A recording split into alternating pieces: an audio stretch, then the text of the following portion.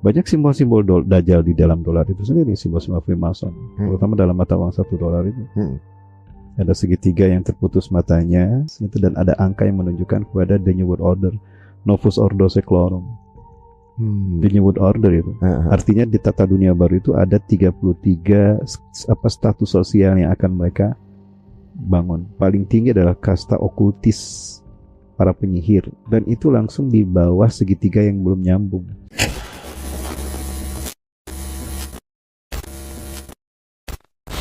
Kembali lagi di cerita untuk teman-teman semuanya. Makin kesini makin tambah seru dan makin mulai terbuka simpul-simpulnya. Kenapa sekarang ini umat di 100 tahun terakhir begitu terpuruk ya.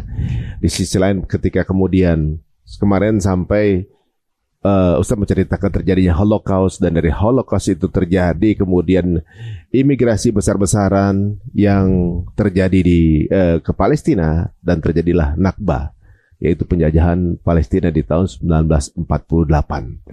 Nah, ini apakah bangsa Arab ketika saat itu kemudian melakukan perlawanan Ustaz, terhadap Yahudi? Ini kan maksudnya mungkin kukunya belum terlalu tajam saat itu untuk kemudian mencengkeram mindset bangsa Arab. Saat itu kan baru para pemimpinnya kan dapat kekuasaan yang mereka berikan gitu. Tapi ketika kemudian Palestina dijajah, masa yang lain diam aja gitu. Apa yang terjadi saat itu?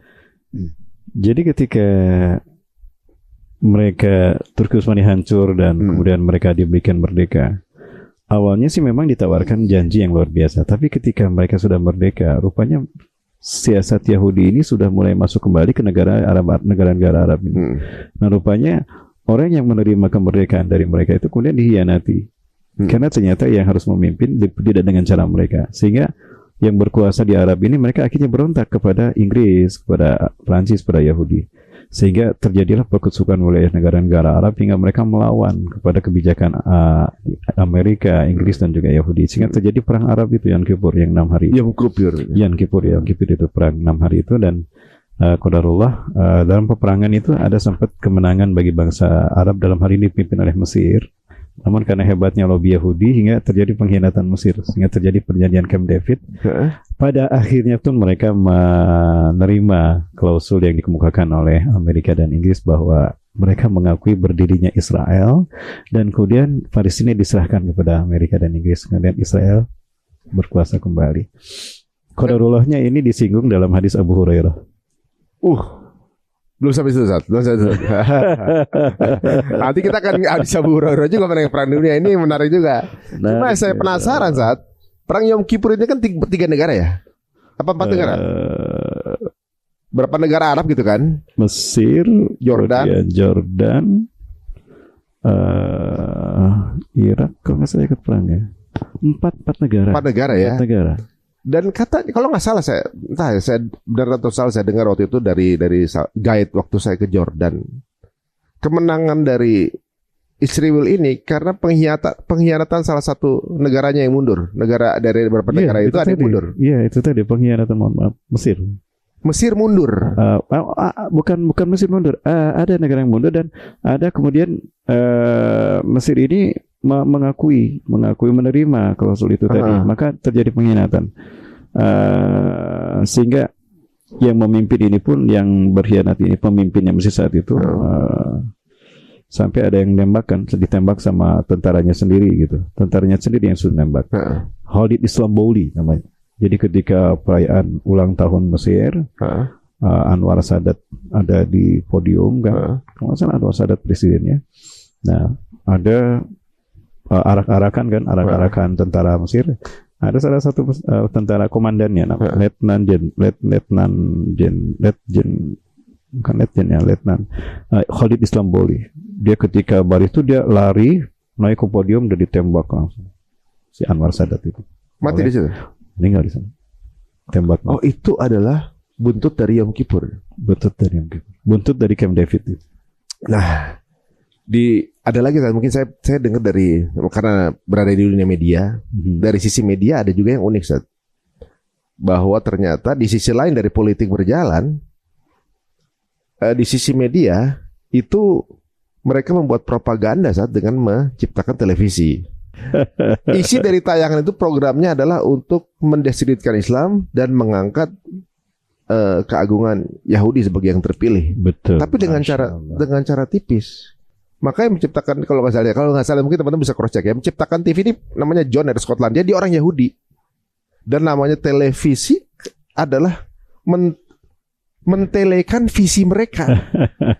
Dan itu lagi memogram pikiran orang-orang. Makanya TV itu ada namanya program, milih program gitu. Jadi mentelekan visi mereka. Dan kalau misalnya ini saya boleh dengarnya, bisa aja saya salah. Misalnya kayak orang lagi menyihirkan spell the cast itu. Yeah. Nah, kan jadi cast itu kan kayak mantranya tuh kan. Dia membacakan mantra spell the cast. Makanya broadcast. Jadi mantranya itu disebar. Jadi televisi itu menyebarkan visi mereka, sihir mereka disebarkan ke masyarakat biar mereka tuh sesuai visinya seperti visi mereka yang dilihat dan kotak itu gitu. Kotak TV itu. Jadi mereka out of the box juga, itu ada out of the box keluar dari framing itu gitu. Makanya sejak saat itu ya musuh politik dari para Zionis itu akan dijadikan musuh antagonis di setiap film. Selalu begitu. Selalu begitu. Maka sekarang musuhnya teroris kebanyakan orang Islam gitu, jadi teroris. Kita nggak sadar itu ngeliat itu. Jadi memang pencitraan itu mereka udah tanamkan dari dulu biar kemudian ada pembenaran kali saja. Betul.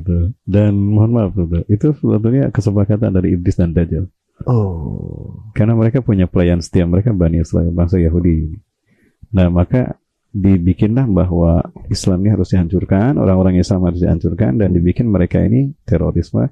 Di saat yang sama mereka akan mengangkat citra bangsa Yahudi yang menjadi pelayan setia kepentingan iblis dan Dajjal di muka bumi.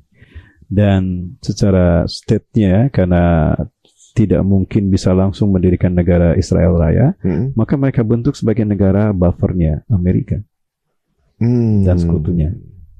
Itu tadi.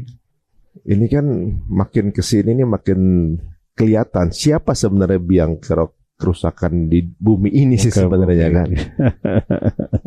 Terus kemudian kan setelah Perang Yom Kippur, kemudian Israel akhirnya seperti punya negara walaupun masih belum merasa settle dan belum merasa aman. Di sisi lain mereka butuh negara yang ditakuti kan. Ustaz. Apakah itu sebabnya terjadi menjatuhkan bom atom di Hiroshima Nagasaki? Biar Amerika tuh paling ditakutin. Itu paling. Saya nonton filmnya siapa namanya pembuat bom atomnya itu tuh, bahwa sebenarnya nggak perlu dijatuhkan pun Jepang akan nyerah. Tapi mereka merasa perlu untuk menjatuhkan nuklir atau bom atom itu untuk menakuti dunia, untuk supaya semua dunia tahu pada Amerika, takut pada Amerika. Iya. Sejak awal Amerika berdiri kan untuk menciptakan hegemoni itu sebetulnya. Ya. Dan Amerika sebetulnya negara Masonik pertama di dunia, yang dirikan orang-orang Masonik lah. Ya, presidennya pun seorang Masonik tulen. George Washington ini ada Masonik tulen. Pantes. Waktu saya ke Washington DC itu daerah namanya set plan-nya, tata kotanya, nama-nama kotanya. Nama-nama kota itu kan seolah-olah negara dunia itu. Nama-nama negara di dunia ada di Amerika, Meksiko, nama-nama itu.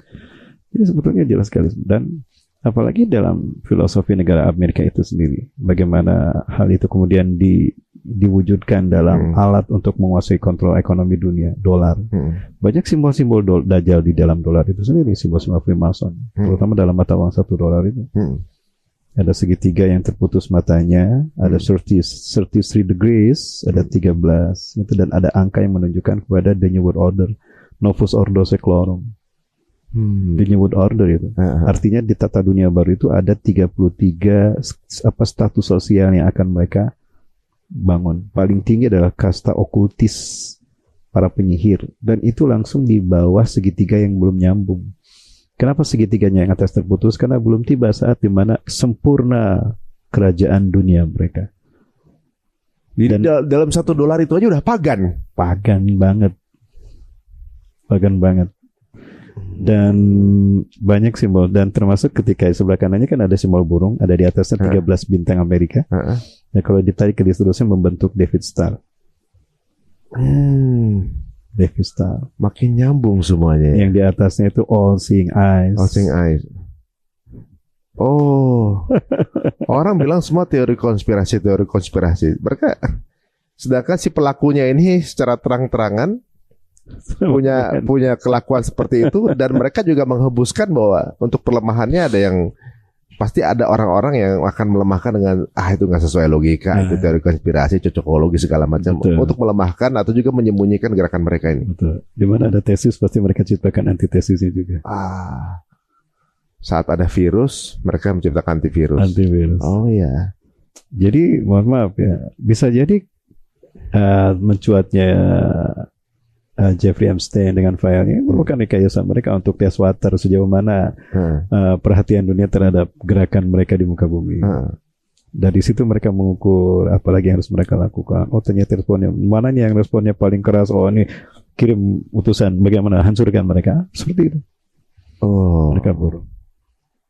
Benar juga ya, karena ketika dikeluarin Epstein Files-nya juga nama-nama banyak yang disortir. Nah, berarti sebenarnya masih ada yang dilindungi nih. Betul. Dan mereka pun tahu sebetulnya orang yang akan merespon dengan menyerang mereka itu lemah, tidak punya kekuatan. Sistem mereka sudah kuat. Dan tidak kuat gimana lawang iblis dan dajjal yang menjadi sutradara yang membuat skenario mereka ini. Ini kan semenjak waktu kemudian Amerika menjatuhkan bom atom, merasa bahwa ada peluang untuk menguasai dunia. Dan di belakangnya adalah kelompok Zio tadi, yang kemudian udah dapat negara. Jadi hampir semua rencana mereka tuh bisa berjalan untuk bisa menguasai dunia. Betul. Gitu. Dan disinilah di era-era bahwa keterpurukan umat Islam, gitu kan. Kalau nggak salah ada juga nih siasat untuk menghancurkan dunia, kalau nggak salah ya membiarkan nuklir. Betul. Jadi ada kasus begini, jadi ketika ini lucu ya, badan atom dunia, nuklir dunia itu sebetulnya mereka juga yang pegang. Mereka tidak boleh ada negara-negara yang lebih maju dari mereka dengan reaktor nuklir yang mereka bangun di negara mereka masing-masing. Dan maka menciptakan sepakatan hanya the big five yang boleh memiliki reaktor nuklir, instalasi nuklir di dunia. Nah, sehingga yang lain itu dikontrol. Nah, di saat yang sama ini ada kasus yang pernah saya dengar tentang Mordechai Vanunu. Dia adalah Mordechai Vanunu itu dia seorang pakar nuklir atom Israel. Bukan nuklir Israel yang kemudian dia menjadi arsitek dari instalasi nuklir Israel yang ada di Dimona. Nah, dia heran kok produksinya banyak sekali gitu. Lebih dari 500 hulu ledak nuklir. Padahal kurang dari 500 pun, mungkin sekitar 300 pun dia bisa menciptakan kekuasaan dunia, bisa menghancurkan negara-negara besar dunia dan bisa memenangkan perang dunia. Ini sampai targetnya 2000 ledak nuklir. Nah, dia kaget ketika ada inspeksi dari seorang jenderal Israel ini ke sana. Ditanya oleh Mordechai ini, berapa banyak hulu ledak nuklir yang harus kami buat?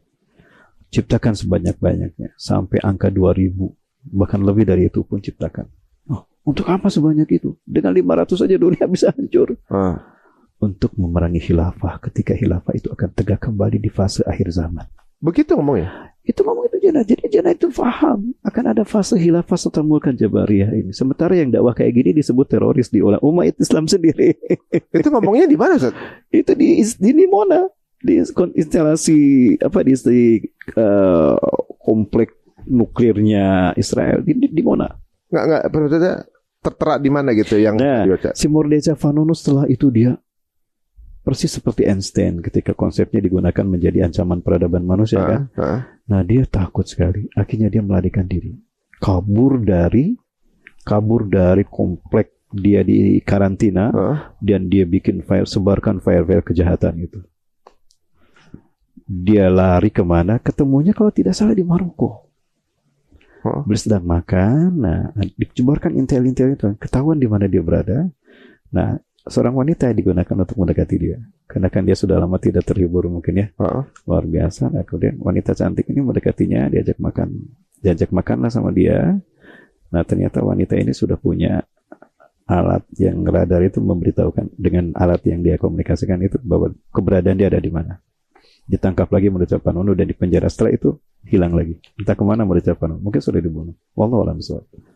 Nah, orang hal seperti ini pun diungkapkan ini akan menjadi sesuatu, dan mereka tahu sekalipun umat Islam ada yang bangkit, itu akan ada umat Islam sendiri yang mengaku Islam sih yang akan menghantamnya gitu. Mereka sudah paham. Betapapun sudah termuka, karena memang dunia itu sudah ada dalam genggaman mereka. Nyaris sempurna. Hampir sempurna sebenarnya cara mereka ya. Tapi sekali lagi, mereka tidak akan bisa karena Islam pasti menang. Tapi mereka ini sudah menyiapkan nuklir berarti. Mereka sudah menyiapkan nuklir. Dan itu salah satu nuklir yang mereka gunakan adalah untuk membuat kanal Ben Gurion itu. Ada 500 hulu ledak nuklir yang akan mereka tanam yang akan menghubungkan Laut Gaza sampai ke Teluk Aqaba. Jadi mereka ingin membuat kanal untuk menyaingi terusan Suez. Karena terusan Suez ini kan selalu menjadi masalah ya. Pernah perang 3 kali Mesir dengan Israel itu gara-gara terusan Suez. Dan terakhir itu perekonomian dunia, perdagangan dunia terganggu ketika ada kapal besar, kapal konten besar, kapal kargo yang malang ya, mogok di sana sehingga terhalang tuh, sehingga lalu lintas miliaran dolar kerugian ya. Nah, Israel marah-marah kan. Nah, akhirnya disitulah si Benjamin Netanyahu paham, kenapa Ben Gurion ingin membuat kanal yang menghubungkan. Ini kan Sinai ya.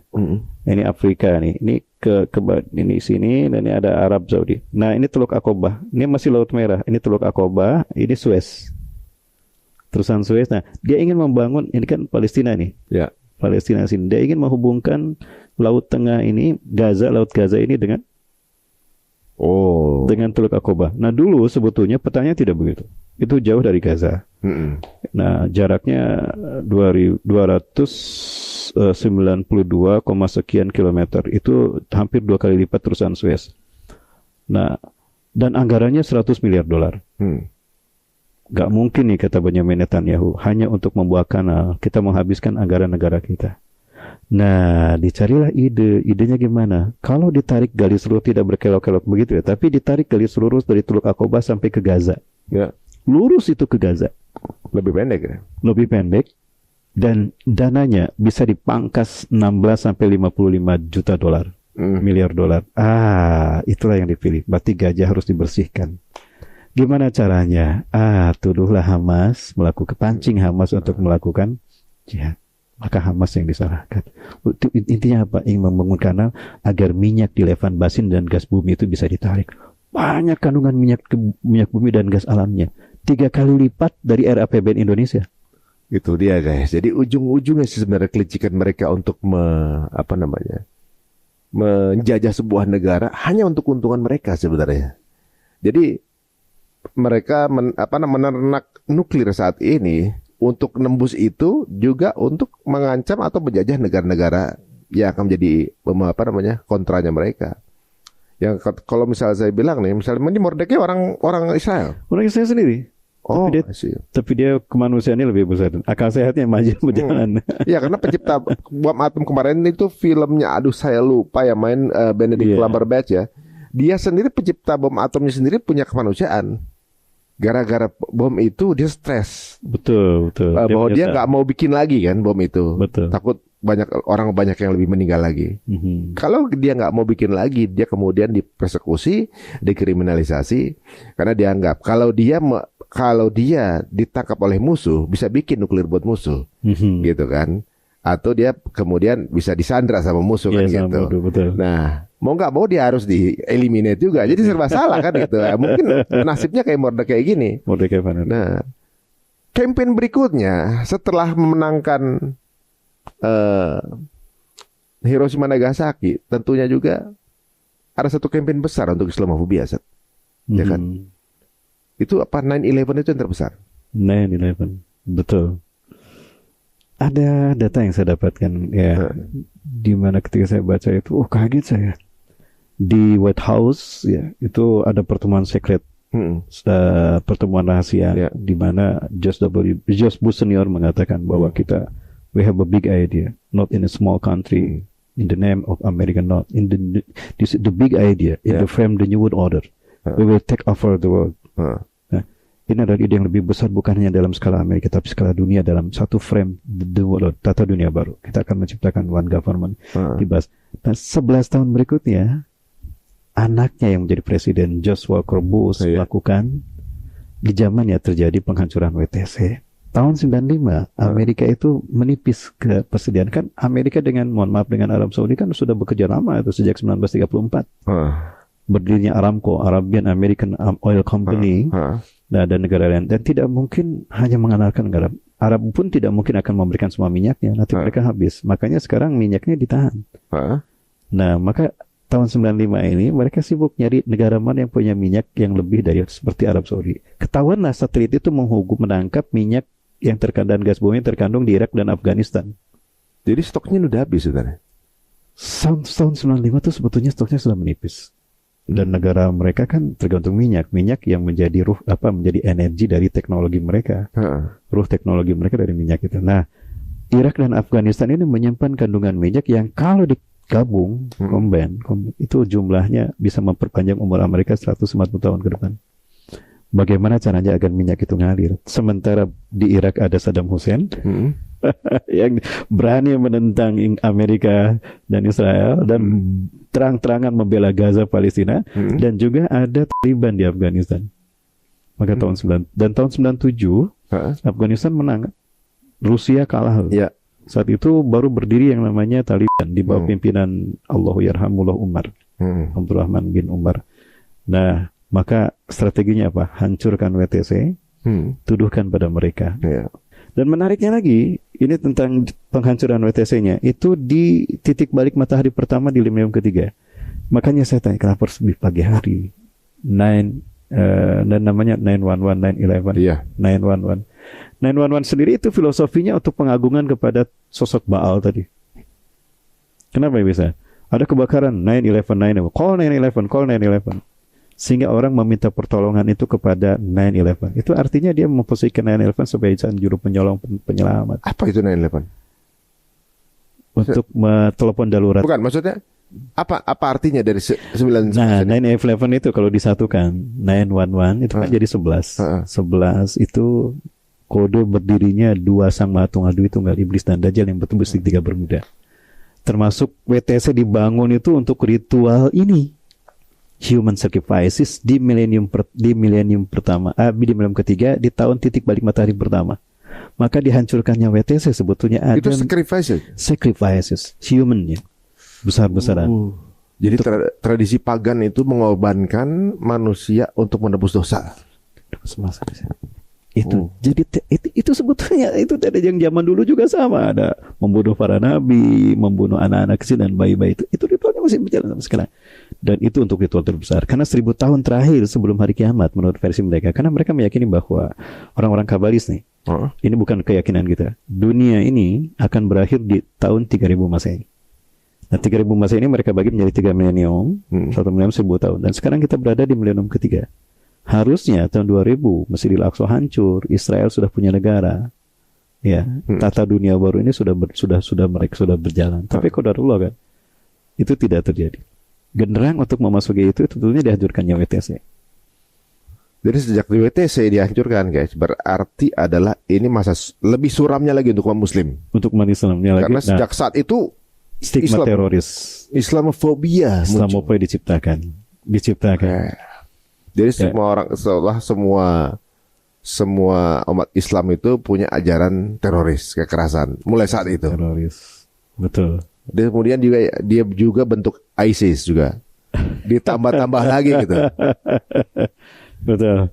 Nah, padahal pada saat terjadinya peristiwa WTC dihancurkan ini, Usama bin Laden yang mereka fitnah tidak ada di sana, tidak ada di Afghanistan, tidak ada di Kandahar. Tapi ada di Dubai, sedang dirawat di rumah sakit yang di depannya itu ada kantor CIA. Dan saya punya rekaman Nicholas Rockefeller diwawancara oleh Aaron Russo, seorang jurnalis Eropa ini dari Amerika juga.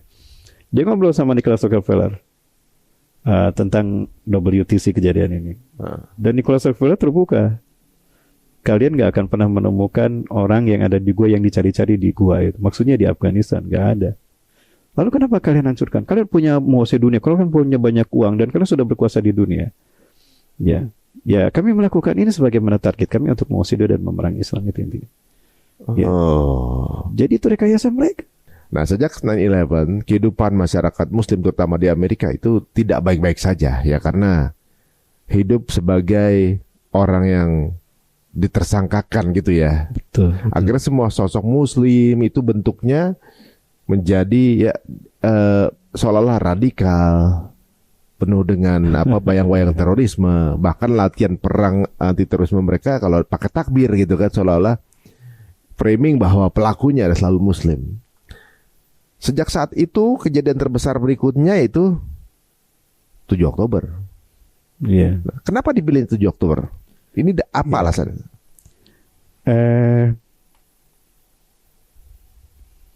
Tanggal 1 Oktober 2023, saya masih sholat di Masjidil Aqsa. Itu sholat subuh terakhir saya di Masjid Qibli bersama istri saya. Nah, selama 3-4 hari saya di Palestina, saya itu ada keanehan. Kan saat itu momentum Maulid Nabi. Masjid Qibli penuh, Al-Aqsa penuh. Padahal kan nggak boleh orang-orang Palestina yang walaupun mereka punya paspor Israel, yang paspor Israel ya, tapi yang tua-tua kan yang biasa yang masuk. Kok ini yang muda masuk, anak-anak ramai sekali gitu.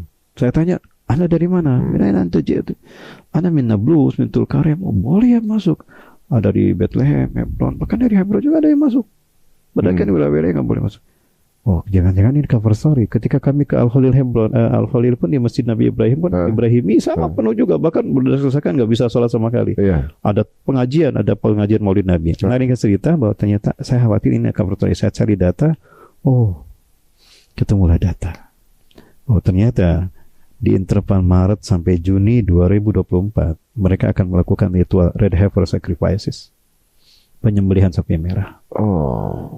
Dan sapi merahnya sudah ada. 1 jantan, 4 betina. Itulah yang akan nanti dikurbankan di Bukit Zaitun, destinasi terakhir yang view-nya semua Yerusalem terlihat kan. Yang di tengah itu untuk jantan, 2 di kanan, 2 di kiri untuk betina.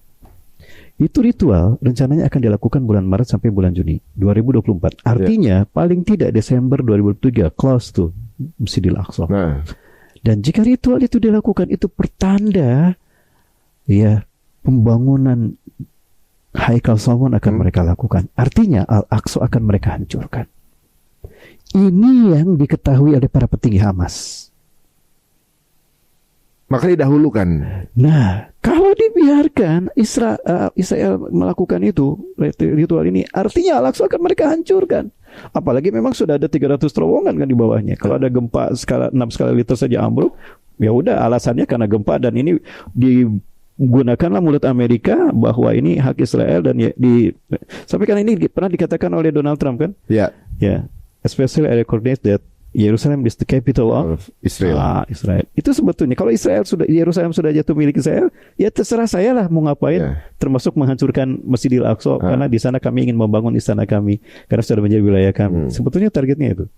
Nah, maka para petinggi Hamas berkumpul. Ada Muhammad Al-Dev, ada Ismail Haniya, ada Yahya Sinwar, Allahu yarhamuhum ya.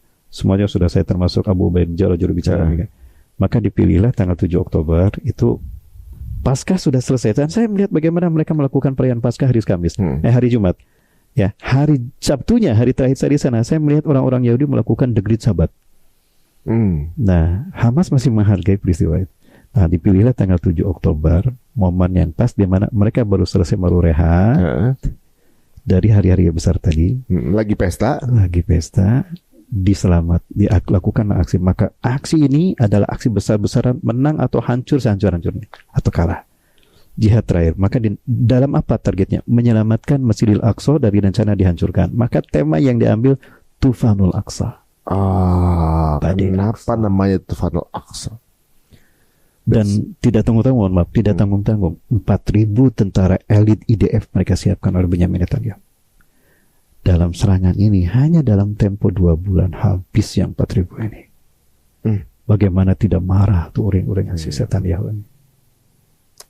Sejak tanggal 7 Oktober terjadi ini, maka sampai sekarang upacara tersebut belum terjadi atau sudah? 2 bulan yang lalu kurang lebih 2 bulan yang lalu saya dapat berita dari teman-teman ketika saya membahas tentang ini. Seseorang kirimkan WA ke saya bahwa Ustaz, Israel diam-diam sudah melakukan ritual ini. Masa? Ya Ustaz, nih linknya saya kirimkan. Qadarullah sampai sekarang saya cari itu di HP saya nggak ada. Satu-satu mana kemudian saya lupa nggak save nomor dia, nama dia. Dia sengaja nggak ngirim nama dia. Tapi saya tahu siapa dia. Karena kalimatnya akrab sekali dengan saya gitu ya. Nanti kalau ketemu nanti saya lihat. Jadi ritual itu sudah mereka lakukan dan artinya Al-Aqsa tetap akan mereka hancurkan. Tidak lama setelah itu muncul seruan penting jihad menyelamatkan Masjidil Aqsa dari Syekh Senior Al-Aqsa, Syekh Yakim Masobi. Itu ada videonya, bisa saya simpan, bahwa Israel sedang akan melakukan penghancuran Al-Aqsa. Itu tidak lama setelah data itu saya dapatkan. Itu Mas Ari, Masya Allah. Jadi mereka itu punya rencana untuk menghancurkan Al-Aqsa dengan syarat pengorbanan Red Heifer dulu nih. Red Heifer dulu. Setelah ada, maksudnya kan untuk pencucian bahwa tempat ini kan tadinya dilewati oleh Muslim, mereka anggap najis kan. Untuk kemarin bisa dibersihkan dengan darah Red Heifer itu yang mereka dapatkan nggak mudah gitu untuk mendapatkan Red Heifer. Kalau mereka sudah jalankan, Aqsa-nya belum turun nih, berarti kan kotor lagi. Gitu. Mereka mau nggak mau kalau mereka udah jalankan harus dimasukin kan gitu. Atau itu persyaratan aja. Mereka akan banyak hal-hal yang dalam arti terpaksa karena waktu nggak mungkin molor gitu.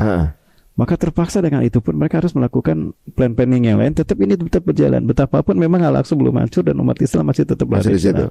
Makanya mereka siasati di bawah kan di bawah Qibli itu ada Al-Aqsa Al-Qadim. Ya. Nah di bawah Al-Aqsa Al-Qadim itu masih ada dua tingkat lagi. Ada basement 2 tingkat lagi. Mungkin 3 tingkat. Dan itu sudah jadi.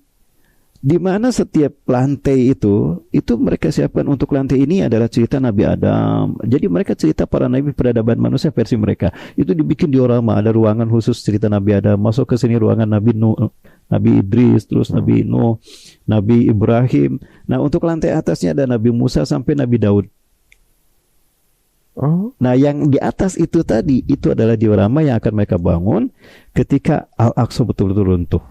Nah, yang inilah yang dipercepat. Maka kunjungan visit Yerusalem itu sudah mereka lakukan sebetulnya sejak 2000 sebelum Covid lah. Jadi visit di terowongan itu udah di jalan. Sudah ada. Dan itulah kenapa kalau kita lihat banyak pengunjung yang masuk ke wilayah itu. Ya, kalau dari dinding bagian barat ya, yang Wailing Wall, dinding ratapan itu ke sebelah sini kan ada pintu masuk untuk mereka. Hanya orang-orang yang mereka pilih dan orang Islam nggak boleh masuk. Nggak boleh masuk. Ya, nggak ada akses ke sana kita. Nggak ada akses sama sekali. Saya hanya bisa lewat saja. Oh, kita nggak boleh masuk. Jangan. Kata tour guide kita bilang, kita nggak bisa masuk sana. Dan jangan lihat ke sana gitu. Karena tentara-tentara IDF berbaris di sana. Berarti memang sudah. Berarti bukannya isapan jempol guys. Apalagi UNICEF kan udah mengingatkan gitu kepada para pelaku penggalian sumur bahwa sangat berbahaya untuk situs bersejarah. Kalau UNICEF bilangnya situs bersejarah. Tapi tidak diindahkan oleh mereka. Ya mereka sama seperti Donald Trump juga sih sebenarnya. Nggak ada hukum lah sebenarnya. Terserah dia. Mereka berlaku seperti pemimpin dunia lah sekarang saat ini kan. Betul. Bukan Jabariyah. Dan kitanya cuma menang banyak aja. Padahal mereka tuh cuma 8 juta kalau dikencingin sekitarnya tuh orang Muslim Arab sih sudah selesai itu sebenarnya kan. Nah sekarang ini setelah 7 Oktober dan kemudian terpendingnya upacara Red Heifer kan sudah katanya tadi. Sudah ada. Maksudnya upacara untuk mengambil alih Aqsa ini kan masih terpending. Betul. Ya kan. Dan ada dari email Epstein. Email Epstein keluar akhirnya kan juga. Ada email Epstein yang mengatakan bahwa mereka telah merencanakan perang dunia ketiga di akhir Februari 2026.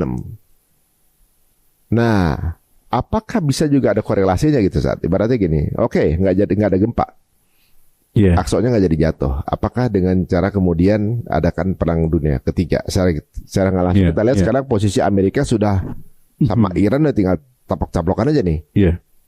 Atau Amerika dengan Greenland gitu misalnya. Ada nggak itu korelasinya? Satu hal yang tidak bisa mereka pungkiri, siapapun orang Yahudi termasuk oleh Yahudi Askenazi sendiri yang multinasionalis sekelas Ben Gvir dan Benjamin Netanyahu, bahwa apa yang disampaikan Rasulullah dalam hadisnya itu, tentunya Quran tentunya, itu terjadi. Termasuk apa yang kemudian diungkapkan oleh Syekh almarhum Syekh Ahmad Yasin. Itu Syekh Ahmad Yasin pernah diwawancara. Nah, diwawancara ditanya pertama tentang bagaimana kedudukan Israel dalam pandangan Anda di dunia ini. Israel, kata Syekh Ahmad Yasin, dibangun dengan kezoliman dan kekerasan di muka bumi. Sesuatu yang dibangun dengan kezoliman, kekerasan dan kezoliman itu tidak akan lama. Dia akan berangsur-angsur mati. Anda yakin? Saya yakin. Sebagaimana kita manusia, dari lahir, besar, remaja, tumbuh, dewasa, tua, mati. Begitu pula Israel. Dan saya yakin Israel akan hancur. Kapan dalam prediksi anak Israel ini akan hancur? Beliau mengatakan, di awal abad mendatang ini Israel akan hancur. Tepatnya di angka 2027. Oh, disebut angkanya? Sebutkan. Syekh Ahmad Yasin mengatakan 2027. Ya, bi ayyi syai' bi ayyi dalil anta ta'takid bihada tarikh. Ya, bagaimana Anda bisa meyakini dengan angka 2027? Pada tahun 1947 mereka merebut wilayah kami, 54% wilayah kami. Dan saat itu terjadi Nakbah 1948. Lalu mereka berdiri tahun 1948. Nah, kemudian tahun 1987 kita berhasil melakukan aksi intifada dan kami mendapatkan kemenangan. Dan itu menurut kami itu ada kemenangan kami umat Islam di Palestina 1948. Nah, maka 40 tahun berikutnya kami yakin bahwa Israel akan hancur. Dan itu nubuah Quran. Allah selalu menggunakan 40 untuk 40 tahun untuk mengganti satu siklus generasi, suksesi satu generasi. Sebagai contoh lain, ketika mereka berhasil keluar dari Mesir, Firaun kan, mereka tinggal di Padang Tik, mereka tidak mau berperang melawan kaum Jabariyah. Iya. Padahal Nabi Musa alaihissalam sudah membagi mereka menjadi 12 batalion untuk menyerang kaum Jabariyah. Tapi malah nyuruh Nabi Musa dan Allah untuk berperang. Maka Allah haramkan Palestina 40 tahun untuk mereka. Artinya, selama 40 tahun itu mereka tidak pernah bisa keluar dari Padang Tih. Bahkan Nabi Harun meninggal di Padang Tih. 2 tahun kemudian Nabi Musa sendiri meninggal di Padang Tih. Lalu siapa yang membawa jutaan Bani Israel dari Padang Tih ke Palestina? Nabi Yusha bin Nun, pemuda yang mendampingi Nabi Musa AS dalam surat Al-Kahfi yang ikan jatuh ke air. Nah, itu Nabi Yusha bin Nun. Beliau yang berhasil membawa Bani Israel masuk ke Palestina. Nabi Yusak itu kalau di agama sebelah itu Nabi Yosua ya. Joshua ya. Joshua. Nah, tadi pertanyaan apa dengan kaitannya dengan apa? Mohon maaf. Yang dari awal pertanyaan sudah terjawab belum dengan apa yang saya sampaikan? Sudah. Jadi ibaratnya kayak apa yang dilakukan oleh si Israel ini sekarang ini adalah. Nah, itu dia. Iya, betul. Gimana? Mohon jadi potong di. Mumpung ingat ya, mumpung ingat. Nah, mereka takut dengan pernyataan Syekh Ahmad Yasin 2027. Kalau Israel hancur, berarti Imam Mahdi sudah ada. Dan Imam Mahdi itu adanya di mohon maaf, itu terkait dengan pembayatan Imam Mahdi, itu terkait dengan pelaksanaan ibadah haji dan kisruh berdarah di pada selesai ibadah haji. Makanya tahun ini mereka mendeteksi betul keberadaan Imam Mahdi. Kenapa tahun ini? Ya 1 tahun menuju ke 2027. Maka sebetulnya perang yang real ini mereka sedang melihat-lihat mempersiapkan ini. Maka mereka melakukan upaya untuk mendeteksi jangan sampai Imam Mahdi. Karena kalau Imam Mahdi muncul di Bai'at, ini pertanda kekuatan umat Islam ini akan terkumpul, tersentralisasi, akan mengkristal, akan menjadi kekuatan besar yang mengancam mereka. Itulah makanya tadi. Ya, mereka ciptakan weather control, musim dingin. Ini Amerika sedang membeku nih. Pas banget ya. Mereka simpan radar-radar di tempat-tempat untuk mendeteksi keberadaan Imam Mahdi. Intelnya sudah gentayangan di negara Islam terus. Artinya mohon maaf untuk Saudi Arabia, Palestina, Lebanon, Suriah ini akan memanas. Timur Tengah akan memanas malah. Akan memanas. Berarti memang bukan cuma terjadi di Irak dan juga Iran dan juga Amerika. Dengan izin Allah. Ya, Amerika. Akan terjadi di berbagai tempat teman-teman semuanya. Dan kalau kita lihat kan sebenarnya pola mereka ini tetap sama. Ingin menguasai dunia dengan cara menggenosid penduduk asli. Palestina digenosid jadi Israel. Natif Amerika digenosid jadi Amerika. Aborigin di genosa jadi Australia. Indonesia mau di genosa nggak bisa, gitu kan? Kalau sebenarnya mungkin begitu saja. Tapi ada nanti karena strategi mereka sudah nyaris berhasil. Hampir berhasil ya. Hampir berhasil gitu.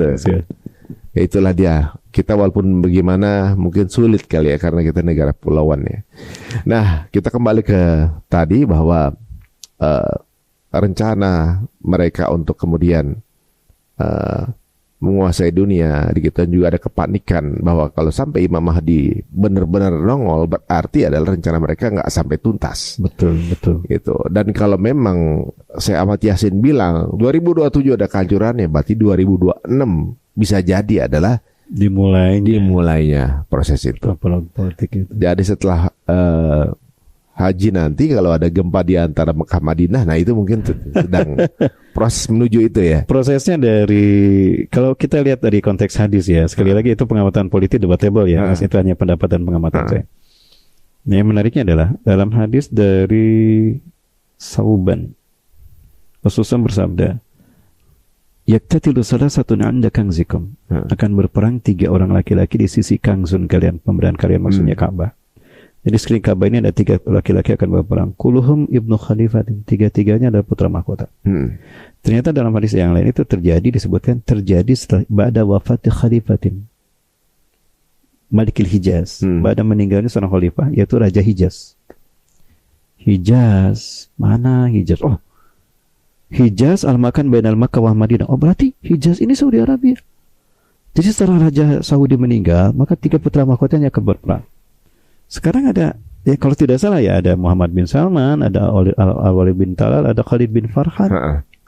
Apakah mereka, saya bilang begitu. Nah, tapi kata Rasulullah SAW, summa la yasiru ila wahidin minhum. Tapi salah satu dari mereka, satu pun tidak berhasil menjadi raja. Di antara mereka ini? 3-3 tidak berhasil menjadi raja. Walaupun karena perang mereka, Matof itu Mekah berbanjir darah, Matof, sekeliling Ka'bah, Masjidil Haram. Summa tatlu arayah asud min kibalil masrik. Dan muncullah para pembawa panji hitam dari arah timur. Siapa tuh?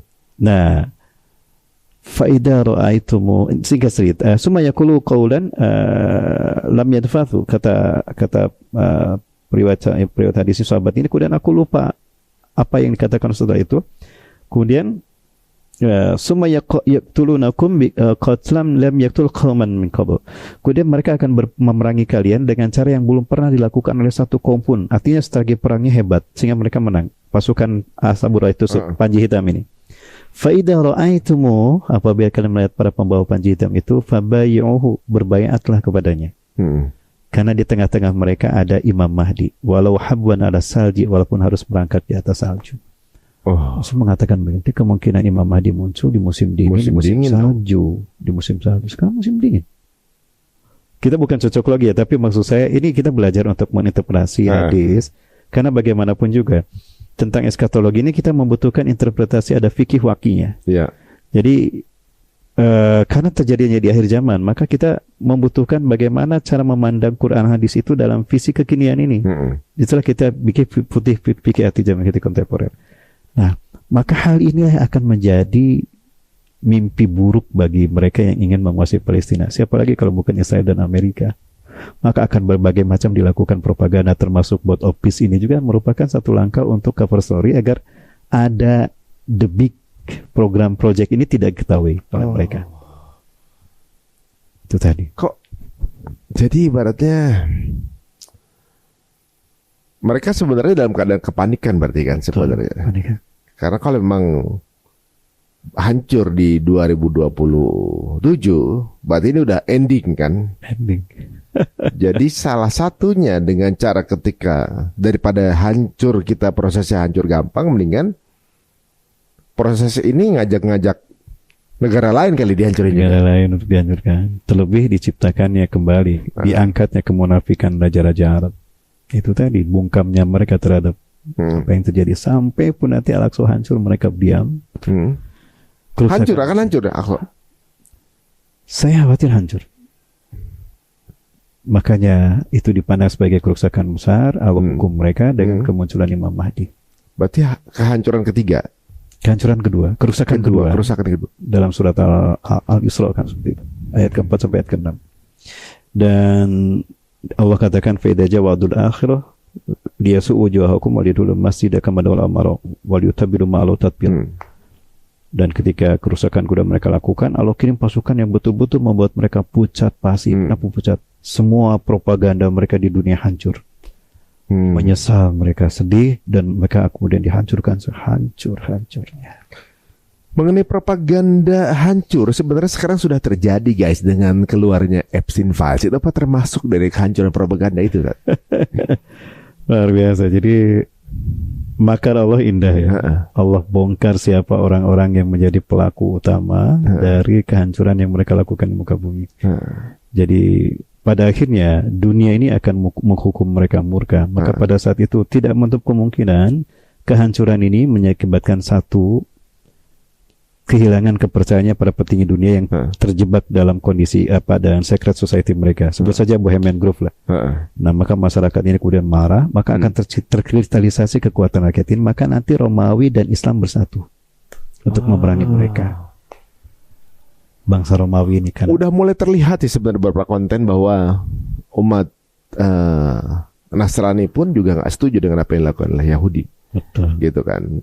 Karena mereka bilang, kami tidak benci dengan Yahudi, tapi kami benci dengan Zionism, gitu kan? Di sebuah diskusi berhari ini saya lihat, mereka bilang anti-Zionis berarti anti-Semit, bilang begitu. Berarti antum mau mengatakan bahwa semua Yahudi adalah Zionis.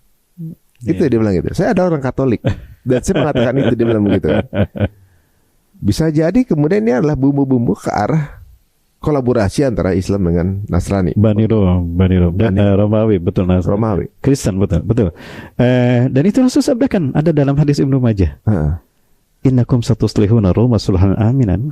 Kalian akan mengadakan perjanjian damai dalam perjanjian dengan bangsa Romawi dalam keadaan aman. Summa yuqatiluna antum Rom adwami waraihim. Kemudian kalian akan memerangi bersama Romawi, bersatu untuk memerangi musuh di belakang mereka, di belakang Romawi. Artinya musuh ini musuh Romawi. Bukan musuh kita, tapi umat Islam bersatu dengan Romawi memerangi musuh mereka. Siapa musuhnya? Ya, kalimatnya aduwakum aduihim, summa yuqatiluna aduwami waraihim. Mereka akan memerangi musuh di belakang Romawi. Artinya tidak jauh, orang ini ada di sekitar Romawi juga dan pernah menjadi kerjasama dengan Romawi. Ya, nanti kita cermati itu ya. Nah, menariknya, fayuslamuna wa yuglabuna wa tugnamuna, kemudian kalian menang, kalian mendapatkan keselamatan, kalian selamat dan kalian mendapatkan ghanimah yang banyak. Falamat tasafu ila makanin ditulul, ketika kalian sampai di sebuah tempat yang penuh dengan sabana, rumput indah, pegunungan yang indah, khamar rajulun min nasraniyah, berkelirirlah seorang laki-laki dari orang Nasrani itu mengangkat salib, wa yarfa'u salib, dia mengangkat salib dan mengatakan golabas salib, salib menang. Marahlah orang Islam itu. Ya.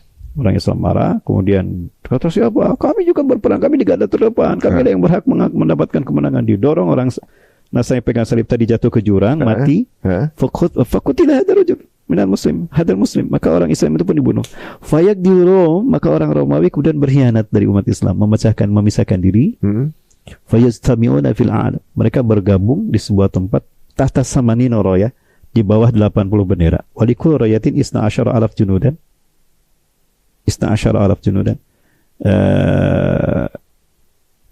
Dan berkumpullah mereka di bawah 80 bendera. Satu bendera 12.000 pasukan, bukan 120, 12.000 pasukan. Dikali 80, 960.000 kan, hampir 1 juta.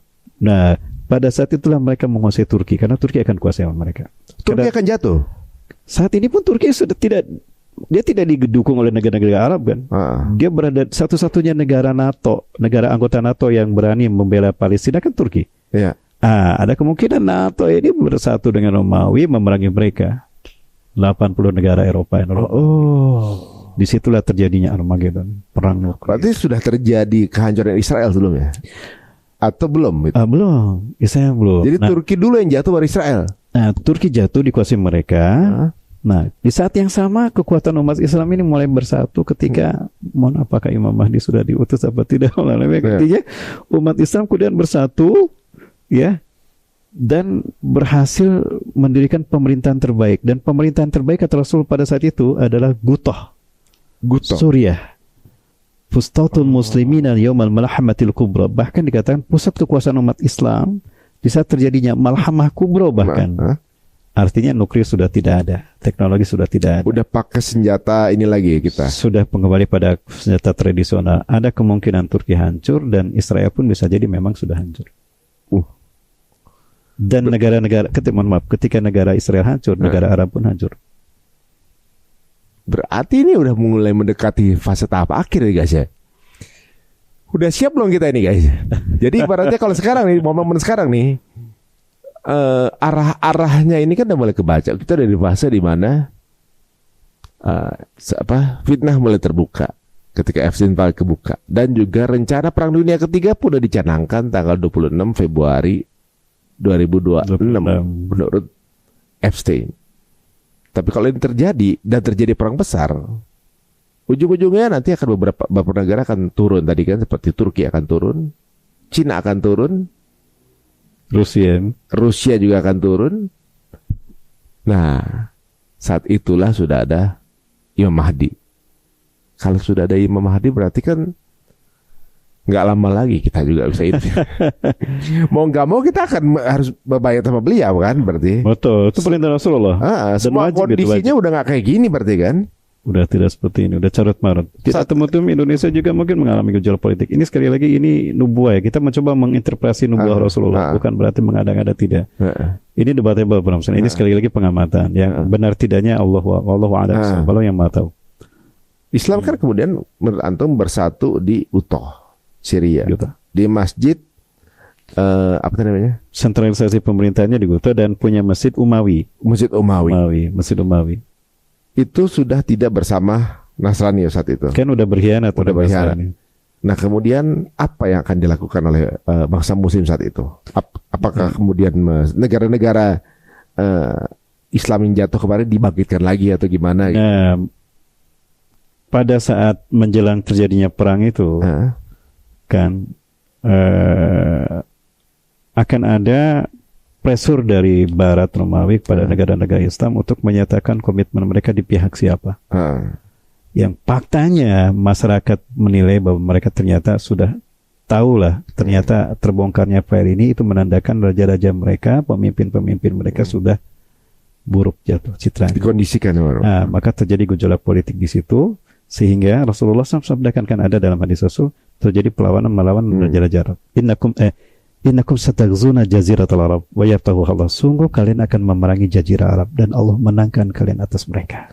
Summa taghzuna Arabna. Artinya setelah itu bangsa Arab akan dikuasai oleh pasukan Imam Mahdi. Jadi Imam Mahdi memerangi Arab dulu. Memerangi Arab dulu. Bukan memerangi kapitalisme dulu, bukan memerangi komunisme dulu. Ini unik ya. Kemunafikan Arab. Setelah itu memerangi bangsa Rum. Nah, perang melawan bangsa Rum, kalian menang. Melalui bangsa Persia dulu, melalui Persia dan kalian menang. Ya. Kemudian 70.000 pasukan Dajjal ini ada di Persia kan. Nah, dia memisahkan diri, mundur, tidak bergabung dalam perang ini, tapi menunggu mana yang hancur baru dia Dajjal muncul. Wah, guys, ini kita udah masuk ke fase di mana pembicaraan kita nih, umat Islam akan jadi kemudian berkumpul bersatu di Syria. Dan kemudian Turki juga dibebaskan kembali. Disitulah Dajjal akhirnya turun. Betul. Nah, dari Dajjal ke belakang ini part yang mengerikan. Tapi bisa jadi ini part yang optimis juga buat kita, karena itu part kemenangan yang tidak terkalahkan. Tapi memang kalau nggak salah di part ini adalah siapapun yang bertemu Dajjal, walaupun orang beriman, akan jadi kafir. Betul.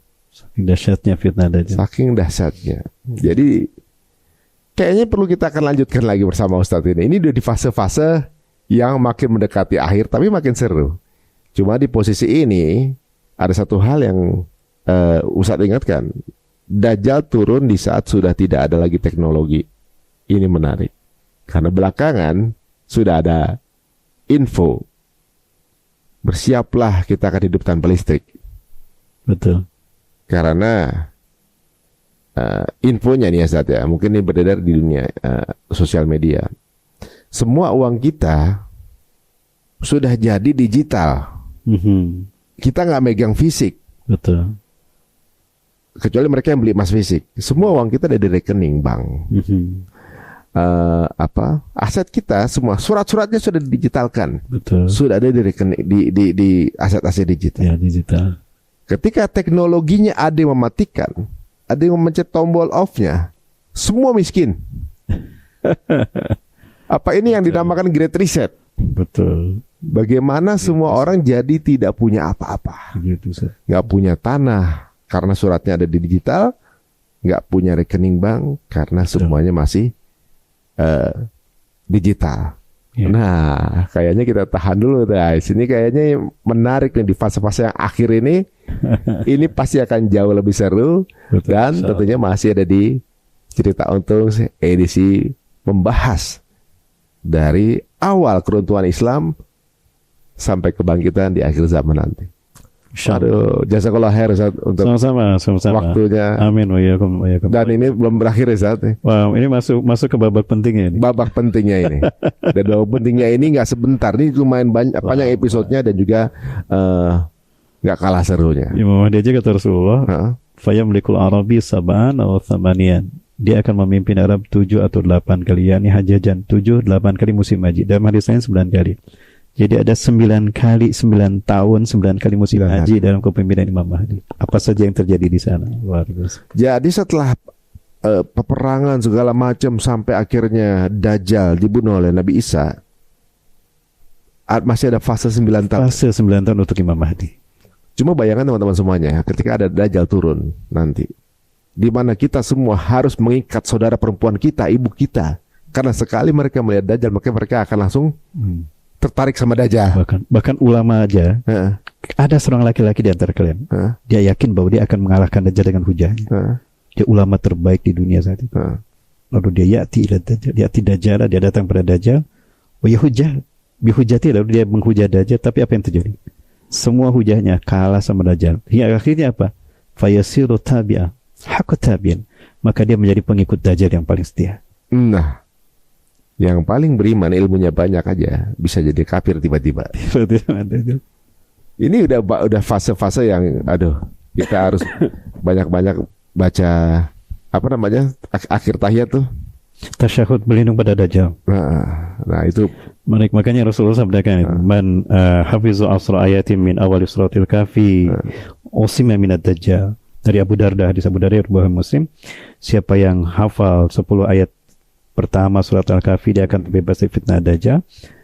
Ada sanad yang lain 10 ayat terakhir ketika saya tafakkur Allah, 10 ayat pertama terkait dengan fitnah Dajjal di zaman dulu, 10 ayat terakhir terkait dengan konspirasi Dajjal di zaman kita. Coba kita lihat artinya teman-teman semuanya. Tapi satu pertanyaan juga yang saya penasaran. Kalau memang Zionis ini begitu pintarnya, begitu penuh dengan intrik dan juga begitu licik lah dalam menyusun rencana yang begitu sempurna gitu, bisa dibilang. Dan dia bertahannya tersebut konsisten dari sekitar 200 tahun sebelum akhirnya meruntuhkan Turki Utsmani. Yeah. Apakah mungkin yang membersaimi mereka adalah Dajjal?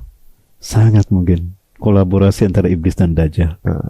Ya, kolaborasi antara iblis. Soalnya rencananya tuh kayak tertata rapi. Betul. Sampai akhirnya membuat perbankan. Betul. Membuat perbankan yang dia konsep akhirnya benar dipakai seluruh dunia. Dan itu paradigma dunia yang dibangun dalam simbol segitiga piramida yang ada dalam tahapatin abida dan mata uang $1 itu. Itulah society yang akan mereka bangun, kasta dunia menuju ke arah itu, dan itu sudah dibangun satu persatu.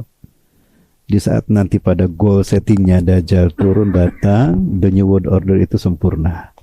Itu yang sedang mereka bangun. Siapa lagi di alamnya kalau bukan mereka? Maka jihad hari ini luar biasa. Bukan hanya mempertaruhkan reputasi Nabi dan Rasul, bukan hanya mempertaruhkan Rasulullah, tapi menjaga nama baik Allah. Yang kita perangi langsung sang kampion kesesatan iblis dan Dajjalnya. Dan fitnah di zaman sekarang itu jauh lebih besar daripada fitnahnya para sahabat.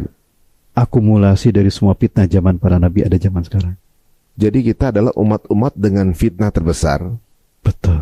Makanya banyak nabi yang ingin hidup di akhir zaman. Saking dahsyatnya jihad membela akhir zaman, keutamaan di sini. Makanya kata Rasulullah SAW ketika Rasul bertanya, ayul mu'minina ajab ilaikum imanu, siapakah mu'min yang paling menakjubkan imannya bagi kalian? Ketika para sahabat jawab malaikat bukan, mereka ada di sisi Allah, wajar mereka beriman. Anda Nabi dan Rasul bukan, bagaimana kami tidak beriman? Wahyu turun pada kami, ada masalah turun wahyu, aman kami, ada musuh, Allah beri kami mujizat, selesai. Wajar kami jadi beriman. Kami kalau para sahabat Anda, bagaimana kalian tidak beriman? Aku ada di tengah-tengah kalian. Kalian bisa melihat aku setiap hari. Kalian bisa melakukan apa yang aku lakukan, selamat. Ada yang kalian berbuat salah dosa, aku tegur dia selamat dari neraka. Lalu siapa yang harus mukmin yang menakjubkan imannya kalau bukan malaikat, bukan Anda para Nabi dan Rasul, bukan kami? Alladzina yuhyuna min ba'dikum ayyadina suhba munafiqin. Mereka yang hidup di akhir zaman setelah kalian. Mereka tidak bertemu dengan aku dan tidak bertemu dengan kalian. Mereka hanya bertemu dengan lembaran-lembaran mushaf Quran dan mereka beriman kepada apa yang ada di dalamnya. Berarti memang mudah-mudahan kita jadi Insya Allah ini tiket kita orang-orang pilihan teman-teman semuanya. Ya, para sahabat mereka berjihad dalam perang tentu saja berani karena mereka bersama Rasul, langsung mereka lihat langsung. Kita hanya dari sirah, dari para guru-guru kita, tapi kita sudah begitu mencintai Rasulullah SAW, kemudian kita ditimpa dengan fitnah yang kita sendiri mungkin belum mampu untuk menggapai, ditambah ketemu lagi sama Dajjal nanti, mudah-mudahan bisa dikuatkan. Jadi tadi sudah dibilang 10 ayat pertama, 10 ayat terakhir dari Al-Kahfi, dan juga akhir dari tahiyat Allahumma azubika min adzabi jahannam min adzabil qabr wa min fitnatil mahya wal mamati wa min syarri fitnatil masih.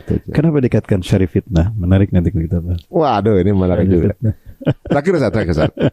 Apakah fitnah-fitnah yang kita temuin saat ini, misalnya kayak kita ada berbagai hal lah, termasuk misalnya kayak Epstein Files dan segala macam fitnah yang kita ada, presiden kayak Trump, ada segala macam yang banyak sekali cobaan. Ini termasuk dari fitnah Dajjal bukan? Jadi kenapa ada Dajjal? Kenapa ada fitnah Dajjal? Dan artinya Dajjal tidak akan muncul melainkan ketika fitnahnya sempurna. Fitnah Dajjal ini adalah sistem Dajjal yang yang Dajjal ciptakan dalam sistem pemerintahan global di dunia, dalam sistem politik global, sistem hukum global, sistem ekonomi global. Dan ini nyaris sempurna, hanya tinggal nunggu dia yang datang. Tapi sayangnya dia nggak bisa datang karena istananya belum ada. Istananya di mana? Ya Al-Aqsa yang harus hancur, dibangun, dan itu maketnya ada di Bukit Zion. Seumur-umur saya belajar Palestina dan berangkat Palestina, baru sekali saya masuk Bukit Zion dan maketnya persis seperti gambar yang saya perlihatkan. Saya lihat langsung maketnya di Bukit Zion itu, di sinagoga gitu, dekat makam Nabi Daud. Udah terang-terangan mereka ya? Terang-terangan mereka. Dan saya boleh masuk, kita kajian di situ, saya jelaskan di sini. Tuh lihat kita ngomong, mereka orang Yahudinya lagi ibadah di ruangan itu di makam Nabi Daud. Dan kita boleh masuk. Itu sinagognya di Bukit King Daud ya? Mereka klaim itu Tomb of David gitu. Tomb of David. Nah guys, jadi di episode selanjutnya kita akan membahas bagaimana cara, kemudian bagaimana Dajjal nanti akan turun, dan bagaimana cara memfitnah para kaum muslimin, ditambah siapa saja yang akan menjadi pengikut mereka, pengikut beliau, pengikutnya Dajjal, nggak usah pakai beliau, pengikutnya dia, dan siapa yang akan bertentangan, dan bahkan kita akan ulas siapakah Baal ini, Baal yang menjadi dewa pagan bertahun-tahun sampai akhirnya disembah-sembah oleh para penguasa dunia, dan sampai akhirnya apakah kita mampu survive di akhir zaman ini? Ya, terima kasih Ustaz waktunya saya. Sama-sama. Mudah-mudahan kita diberikan takdir untuk bisa bertemu kembali, menyelesaikan rangkaian ini, dan teman-teman semuanya jika dirasa menarik, terus sebarkan sebanyak-banyaknya link ke teman-teman semuanya agar kita tahu seperti apa sih skema atau rencana iblis yang sedang kita jalankan saat ini, atau kita hidup di zaman ini saat ini. Semoga kita menjadi bagian yang dipilih Allah untuk survive di zaman ini dan menjadi saudara Rasulullah SAW. Amin, insyaallah. Sampai ketemu lagi. Assalamualaikum warahmatullahi wabarakatuh.